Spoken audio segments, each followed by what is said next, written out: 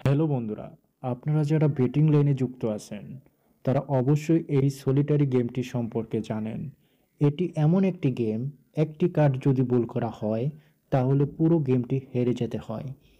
আমার এই চ্যানেলে প্রতিদিন 5টি করে খুবই কঠিন গেম উইন এর ভিডিও আপলোড করা হবে।